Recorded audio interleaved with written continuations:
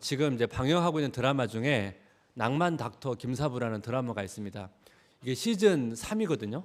근데 지금 계속 인기를 누리고 있는데 그 강원도에 있는 그 돌담 병원에서 일어나는 의사들과 간호사들의 이야기입니다. 이 병원의 특징이 이렇게 좀 긴급 환자들이 좀 많이 있습니다. 이런 경우에는 긴급한 수술도 많이 있고요. 그러다 보니까 의사들이 잠잘 시간도 부족하고 식사할 시간도 사실 없습니다. 최근에 그 전공의 근무 시간을 주당 80시간에서 68시간으로 줄이자는 법안을 발의했다는 기사를 제가 본 적이 있는데 지금은 어쩐지 모르겠습니다. 과거에 그 인턴과 이제 레지던트의 근무 시간이 주당 100시간에서 140시간 정도라는 거예요. 근데 여러분 주당 140시간이면 하루에 4시간 빼고 일주일 내내 이제 근무를 해야 되거든요. 그러면 사실 4시간 동안 잠자는 시간도 부족하고 식사할 시간도 없잖아요. 그래서 여러 가지 연구 결과를 보니까 인턴과 레지던트 중에서 우울증, 허리 통증, 그 기타 질병에 걸린 사람들이 많다는 거예요. 그리고 여러분 이렇게 대략 생각해 보면 이런 근무 상황 속에서 환자들을 정말 집중력을 가지고 돌볼 수 있을까 그런 또 고민이 또 들었습니다. 제가 알고 있는 그 외국인 근로자분들이 있습니다. 이제 한국인 남성과 이제 결혼해서 한국에 들어와 사는데 이제 일을 하는 거예요.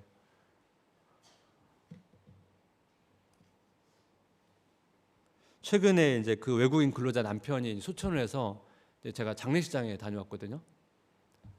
한국 사람과 결혼해서 이 한국에 들어와 사는 것, 이것도 쉬운 결정이 아닌데 또 문화와 언어가 다른 이 한국 사회에 사는 것이 얼마나 또 힘든 삶이겠습니까?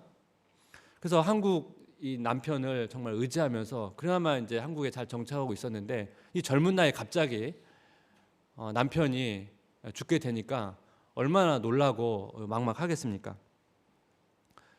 다시 고국으로 가고 싶지는 않고 또 한국에 남아서 살아야 되는데 어떻게 살아야 될지 너무 막막하다고 이렇게 이야기하는 걸 제가 들었습니다. 그래서 제가 장례 마치고 나면 어떤 거든 도와드릴 테니까 이야기하라고 했는데 워낙 이제 그 정신 충격이 너무 크니까 어느 누구와도 이제 이야기하고 싶어하지 않아서 계속 지금 좀 걱정이 되는 상황입니다. 많은 현대인들이 관계 속의 일 속에서 여러 가지 이렇게 소외감을 느낍니다. 요즘에 워낙 SNS가 발달돼서 대면은 아니지만 이런 관계망을 통해서 많이 사람들과 교제하지만 여러분 여러 가지 연구 결과를 보게 되면 SNS를 통해서 하는 사람들이 소외감을 많이 경험하고 있다고 보도하고 있습니다. 여러분 그리스도인도 마찬가지거든요. 초대교회 성도들이 육체적, 경제적 핍박을 받았거든요. 이 속에서 얼마나 또 소외감을 느꼈습니까? 그래서 하나님을 의지하면서 그 공동체 지체들끼리 서로 의지하면서 그 소외감을 극복했거든요. 제가 지난주 이제 다락방 신방을 갔었는데 그 참석하시는 모든 성도님들이 다 육아 때문에 직장 일들 때문에 매일매일 거의 이제 피곤하고 힘든 삶을 보내고 계시더라고요. 한 성도님께서 하루 이렇게를 보내면 너무 마음이 답답해서 그 마음의 색깔이 회색빛인데 그래도 다락방에 나와서 마음을 나누면 그 초록빛으로 바뀐다고 그 이야기를 나누는 걸 제가 들으면서 한편으로는 또 안쓰러운 마음도 들고 또 감사한 마음이 들었습니다.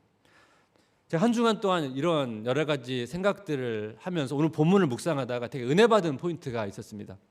산상순의 가르침을 통해서 수많은 사람들이 이제 예수님을 막 따르기 시작했는데 제자들도 따르고 무리들도 따르고 그래서 이 따르는 것만으로는 이 제자와 무리를 구분할 수 없다고 제가 말씀을 드렸죠. 근데 마태가 나병 환자, 백부장, 그리고 오늘 본문에 이 베드로의 장모를 소개하면서 누가 진정한 제자인지 누가 예수님을 따르는 자인지를 소개하고 있다는 거예요.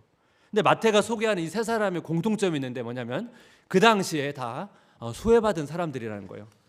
나병 환자는 질병 때문에 공동체에 격리되어 살아야 됐죠. 부정한 사람입니다. 백부장은 유대인의 관점에서 부정한 사람이고 이방인입니다. 베드로의 장모는 그 당시에 계수에 포함되지 않은 여성입니다. 이 하나님 나라의 백성, 이 하나님 나라의 제자로 그 당시 굉장히 소외된 사람들을 등장시키고 있다는 거예요. 그래서 우리가 어떤 환경에 있는지 이게 중요하지 않다는 거예요. 하나님께서 우리 상황과 상관없이 우리를 그 중요한 존재로 부르시고 세우시고 있다는 것입니다. 그래서 이 시간에 이 베드로의 장모의 모습을 통해서 우리가 걸어가야 될 제자의 길을 좀 살펴보기를 원하는데요. 첫 번째, 우리가 가야 할 제자의 길 첫 번째는 뭐냐면 이 기쁨의 제자도입니다. 오늘 본문에서 이 베드로 장모의 좀 상황을 주목해 볼 필요가 있습니다. 마태복음 8장 14절, 예수께서 베드로의 집에 들어가사 그의 장모가 열병으로 앓아 누운 것을 보시고, 이 베드로의 장모가 열이 나서 이제 침대에 누워 있습니다. 이거 오늘날로 말하면 뭔가 감기에 걸려가지고 이렇게 누워 있는 것으로 보시면 안 됩니다. 그냥 며칠 누워서 지내면 회복될 그 베드로의 장모를 찾아가서 고치신 게 아니에요. 뭘 가지고 알 수 있냐면 오늘 본문에 누워 있다는 단어가 이런 의미도 쓰이지만 이 단어의 뉘앙스가 본문에 수동태로 쓰였는데 던져지다, 버려지다 이런 뉘앙스거든요. 그러니까 지금 베드로의 장모는 이 열병 때문에 마치 버려진 그런 상황에 처해 있다는 거예요. 누가복음을 보면 좀 더 그 의미가 이해가 됩니다. 누가복음 4장 38절 우리 함께 같이 읽겠습니다. 예수께서 일어나 서 나가사 시몬의 집에 들어가시니 시몬의 장모가 중한 열병을 앓고 있는지라 사람들이 그를 위하여 예수께 구하니. 누가복음은 그냥 열병이 아니고 중한 열병이라고 표현하죠. 이 중하다는 단어가 헬라어로 메가라는 단어입니다. 메가 여러분 아시죠? 메가 어떤 데이터의 100만 배를 뜻하는 단어입니다. 그러니까 지금 베드로의 장모는 아주 위중한 상황 속에 있는 것이죠. 마치 점점 죽어가고 있는 이런 위중한 상황 속에 있었기 때문에 도움을 청해서 예수님께서 긴급히 가고 있는 것입니다. 그럼 이런 상황을 우리가 생각해 보면 여러분 이런 위중한 상황 속에서 이 베드로의 장모가 회복이 됐으니까 여러분 얼마나 마음이 기쁨이 있었겠습니까? 오늘 본문에는 그 마음의 상태를 보여주진 않지만 우리가 상상해 보면 그렇지 않습니까? 그리고 이 자신이 거의 죽어가는 상황에서 회복이 된 것뿐만 아니라 그 과정 속에서 구원자 되신 예수 그리스도를 만났잖아요. 또 예수님을 만난 기쁨이 또 얼마나 컸겠습니까? 예수님을 만나고 회복하는 이러한 은혜의 기쁨은 선물인데 사실은 여러분 이 회복하는 과정에서는 때로는 슬픔과 고통이 수반되기도 합니다. 그 성 어거스틴이라고요. 기독교 역사적으로 굉장히 중요한 인물이 있는데 이 성 어거스틴은 이교도인 아버지와 독실한 그리스도인인 어머니 사이에서 태어났습니다. 사실 아버지는 어떻게 보면 되게 가정적인 사람은 아니었습니다. 그리고 굉장히 쾌락을 추구했고 이 사창가를 계속 다닐 정도로 어떤 측면에서는 이 가정에 굉장히 아픔을 준 사람인데 그 어거스틴도 그 아버지의 모습을 따라서 비슷한 삶을 살았거든요. 이런 과정을 지켜보아야 했던 그 모니카라고 하는 사람이 얼마나 마음이 힘들었겠습니까? 자기 남편은 죽기 1년 전에 하나님을 만났습니다. 그리고 또 이 모니카는 자기 아들 어거스틴을 위해서 정말 간절히 기도했는데 이 성 어거스틴의 글을 보게 되면 이 어거스틴이 얼마나 어머니의 마음을 아프게 했는지 그 내용을 알 수가 있습니다. 다른 어머니들이 아들의 죽음 앞에 흘리는 눈물보다 더 많은 눈물을 저의 영적인 죽음 때문에 흘리셨다. 여기에 정말 많은 게 담겨 있지 않습니까? 자기가 얼마나 어린 시절에 어머니 마음을 아프게 했는지 그걸 회상하면서 쓴 글입니다. 성 어거스틴이 17세 때 이제 카르타고라고 하는 곳으로 유학을 가게 되는데 그때 그 기록한 내용도 이렇습니다. 그날 밤 저는 눈물로 기도하는 어머니를 혼자 남겨두고 몰래 배를 타고 떠났습니다. 어거스틴은 이제 카르타고로 유학을 갑니다. 워낙 이제 머리가 비상한 사람이어가지고 그 공부에 대해서는 굉장히 빠른 진보와 업적을 이루었는데 공부만 열심히 한 게 아니에요. 한 여인과 동거를 하면서 아들을 낳습니다. 그래서 거기서 생활을 또 하다가 또 그 기간에 이방 종교인 마니교에 또 빠지게 됩니다. 그래서 나중에 이제 어거스틴이 여인과 아들을 데리고 이제 고향으로 돌아와서 어머니를 만나는데 그 어머니가 너무 이제 마음이 힘들어서 초반에는 같이 식사도 못 하다가 이후에 다시 이제 어거스틴과 그 가족을 품고 같이 생활을 하게 됩니다. 이후에 이제 성 어거스틴이 이제 회심을 하게 되는데 본인도 기뻐했지만 어머니에게 찾아가서 자기가 이제 하나님을 만났다 간증을 하니까 그 어머니께서 얼마나 기뻐했겠습니까? 글에 이렇게 나옵니다. 어머니를 찾아가 나의 회심에 대해 이야기하자 어머니는 기뻐서 어쩔 줄 모르셨습니다. 그리고 그 일이 어떻게 일어나게 되었는지 설명하자 승리의 기쁨에 벅찬 어머니는 우리의 모든 꿈과 소망을 넘어 그 뜻을 이루기에 충분하신 능력의 당신께 영광을 돌리셨습니다. 어머니는 자신의 눈물 어린 기도와 기쁜 탄식으로 간구한 것보다 훨씬 더 많은 것을 허락해 주신 당신을 보았습니다. 모니카의 오랜 기도로 이 기쁨을 얻게 된 것입니다. 그래서 우리가 이 기도할 때 포기하지 않아야 될 그 이유를 여기서 발견하지 않습니까? 요한복음 16장 14절도 지금까지 너희가 내 이름으로 아무것도 구하지 아니하였으나 구하라 그리하면 받으리니 너희 기쁨이 충만하리다. 지속적인 기도가 기쁨을 회복하는 통로가 된다고 말할 수가 있습니다. 이 내용을 묵상하면서 여러분 우리 삶이 이런 경험들이 있지 않습니까?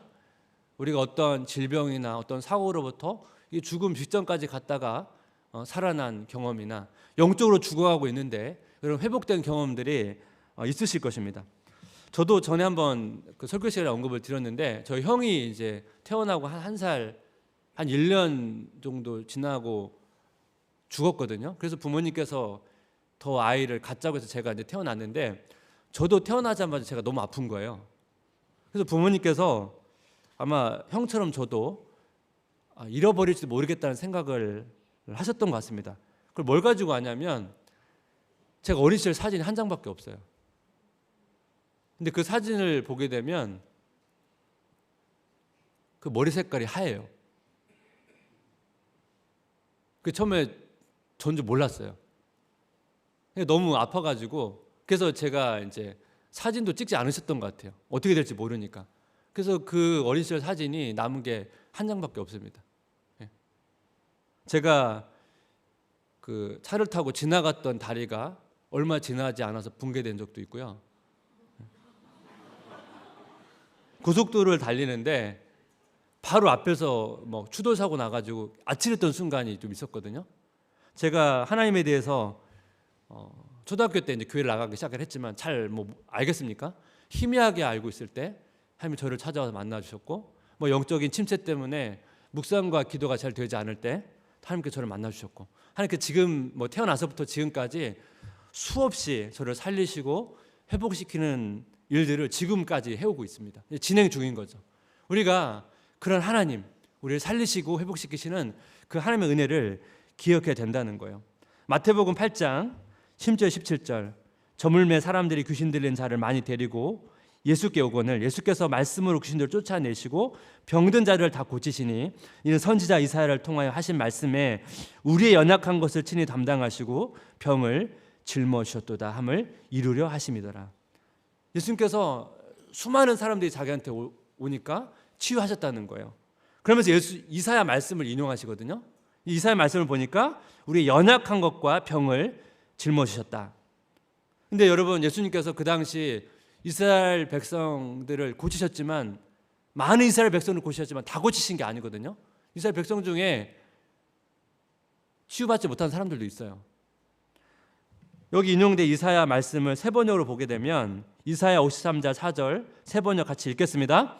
그는 실로 우리가 받아야 할 고통을 대신 받고 우리가 겪어야 할 슬픔을 대신 겪었다. 그러나 우리는 그가 징벌을 받아서 하나님에게 맞으며 고난을 받는다고 생각하였다. 이사야서는 여기 보면 고통과 슬픔을 예수님께서 짊어지셨다고 말씀하고 있습니다. 사실 이 표현을 정확히 말하면 사실은 우리의 죄를 짊어지신 거죠. 사실 우리 죄의 결과로서 고통과 슬픔이 있으니까요. 이런 맥락에서 이 베드로의 장모를 다시 보게 되면 베드로 장모가 지금 거의 죽음 가운데 고침을 받았잖아요. 근데 여러분 시간이 지나면 또 다른 질병이 걸렸을 것입니다. 그리고 어느 시간이 지났을 때 우리가 알 수는 못하겠지만 이 땅의 삶을 마감했지 않겠습니까? 똑같은 원리로 우리도 언젠가 죽겠지만 지금까지 우리를 살리시고 회복시키는 수많은 경험들을 통해서 뭔 확신할 수 있습니까? 우리가 언젠간 죽겠지만 우리가 다시 죽음이 끝이 아니고 이 영원한 죽음에서 살아날 것이라는 그 확신을 하게 된다는 거예요. 그래서 제가 지난주에 말씀드렸던 것처럼 이 믿음이 자라가기 위해서는 우리의 비천함과 우리의 죄인됨을 깊이 알아야 된다고 말씀을 드렸죠.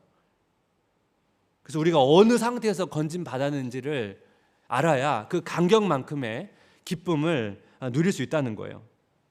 그렇다면 우리가 이러한 기쁨을 가지고 가야 될 제자의 길이 뭔가? 두 번째는 뭐냐면 섬김의 제자도입니다. 섬김의 제자도.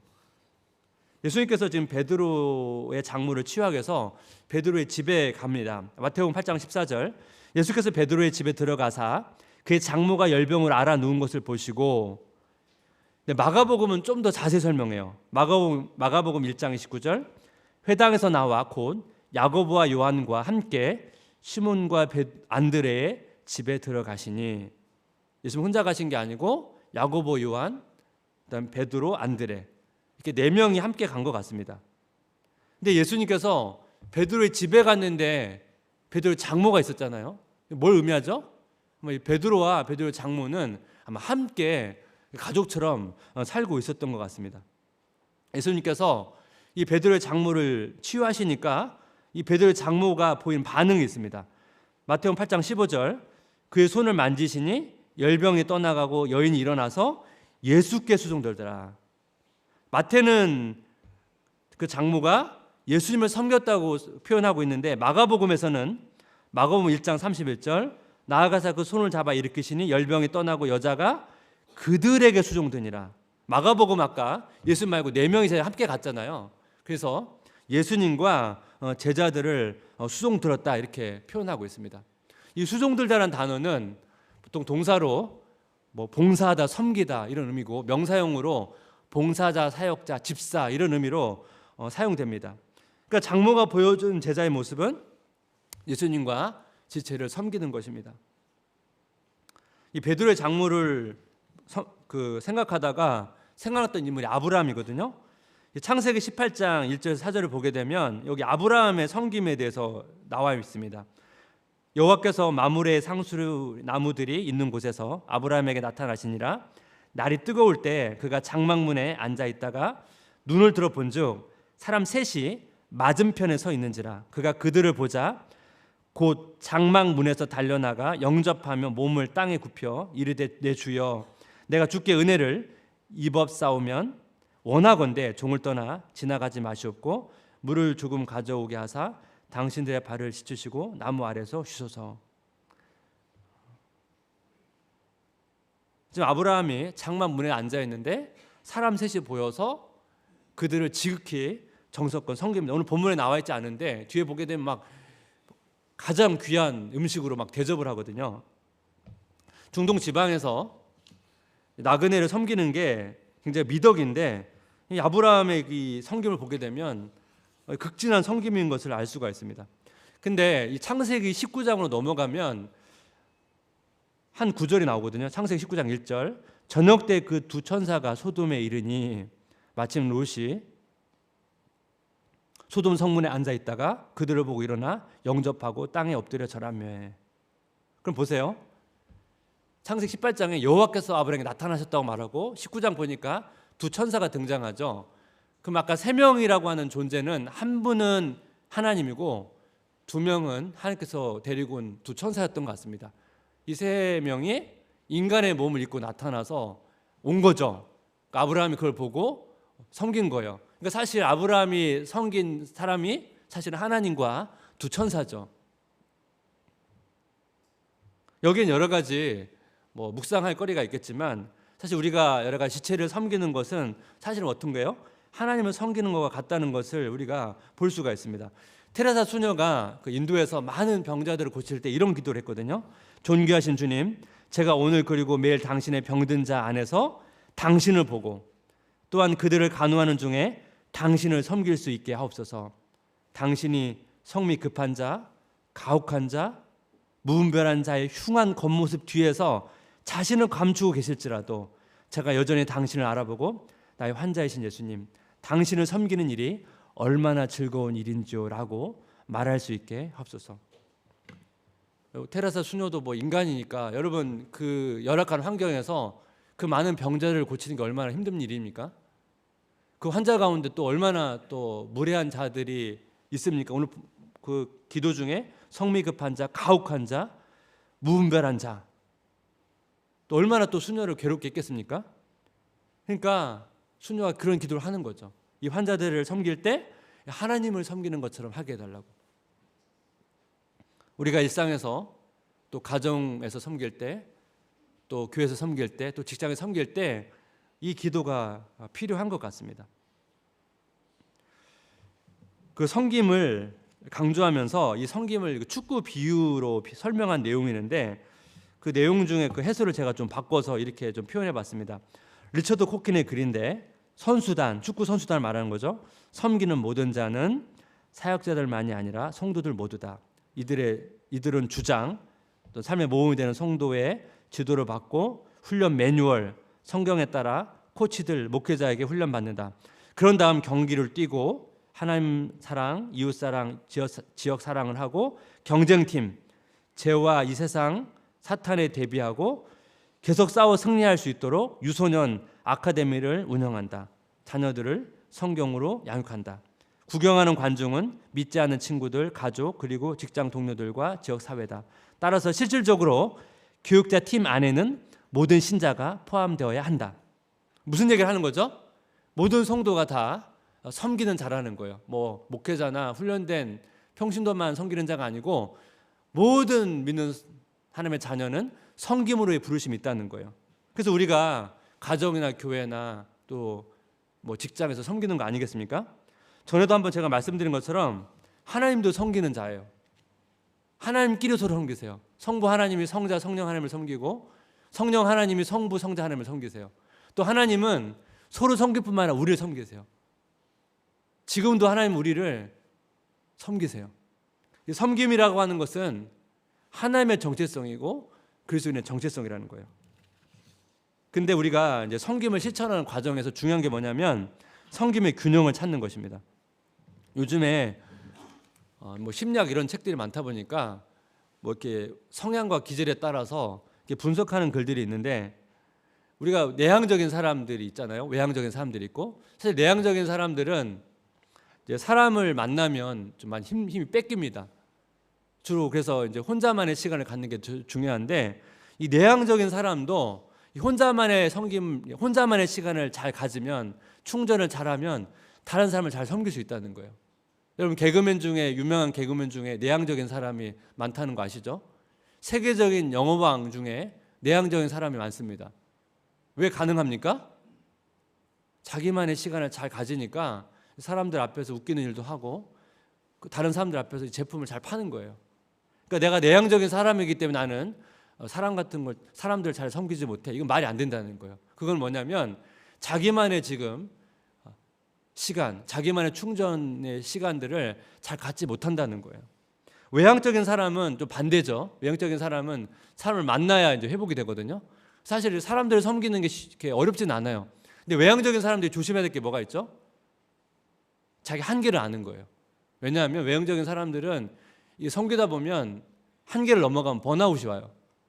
그래서 자기의 한계를 잘 아는 것, 이게 되게 중요하다는 거예요. 우리가 가정에서의 섬김, 뭐 교회에서의 섬김, 뭐 직장에서의 섬김, 사실 하나하나 다 끝이 없어요. 너무 많죠. 그래서 내가 어느 정도 섬기는 게 적절한지를 잘 분별을 해야 된다는 것입니다. 제가 청년부를 맡아서 지도할 때 그 청년들에게 좀 많이 강조했던 게 뭐냐면 이런 부분이에요. 뭐 청년들 리더들 같은 경우 뭐 조언도 섬기죠. 또 청년부에서 진행된 사역도 하죠. 뭐 또 직장도 다녀야 되죠. 굉장히 바쁘잖아요. 그러니까 너무 이제 한 지체가 너무 많은 사역을 감당하는 것에 대해서는 제가 때로는 좀 막기도 했어요. 뭐 열정이 많으니까 어떤 지체는 막 더 하고 싶어 하는데 제가 하지 말라고 한 적도 있습니다. 왜 그렇습니까? 청년들도 섬겨야 되죠. 하지만 청년들은 또 한편으로 성장하고 훈련을 받아야 되는데 이런 거 없이 섬기다 보면 번아웃이 오잖아요. 그래서 섬김이 제자로서 우리가 믿는 자로서의 당연한 해야 될 것이긴 하지만 균형이 필요한 거예요. 내가 어느 정도 하는 게 적절한 건지, 또 내가 섬김을 잘하기 위해서 내가 어떻게 충전해야 되는지를 점검해야 된다는 거예요. 그래야 우리가 기쁨으로 섬길 수가 있다는 것입니다. 오늘 말씀을 마무리하면서 예수님께서 베드로의 장모를 회복시키는 장면 가운데 이런 내용이 있습니다. 마태복음 8장 14절 15절 함께 같이 읽을까요? 예수께서 그의 장모가 열병으로 알아 누운 것을 보시고 그의 손을 만지시니 열병이 떠나가고 여인이 일어나서 예수께 수종들더라. 예수님께서 어떻게 회복시킵니까? 그의 손을 만지시니. 근데 누가복음은 조금 달라요. 누가복음 4장 39절 예수께서 가까이 서서 열병을 꾸짖으신데 병이 떠나고 여자 곧 일어나 그들에게 수종드니. 예수님께서 손을 댔다는 이런 표현이 없죠. 가까이 서서 꾸짖으셨대요. 꾸짖다는 표현은 보통 예수께서 귀신을 내쫓을 때 쓰는 표현이거든요. 이게 무슨 얘기입니까? 여러분 그 당시 세계관에서는 보통 질병이 어떤 귀신의 역사로 생긴다는 생각을 많이 가지고 있었기 때문에 의사였던 누가는 그런 뉘앙스로 표현을 한 것 같습니다. 마가복음을 보게 되면 마태복음과 되게 비슷한데 조금 여러분 다르게 표현한 부분이 있습니다. 마가복음 1장 31절 함께 읽을까요? 나아가사 그 손을 잡아 일으키시니 열병이 떠나고 여자가 그들에게 수종되니라. 예수님께서 그 손을 잡아서 일으키셨다고 말합니다.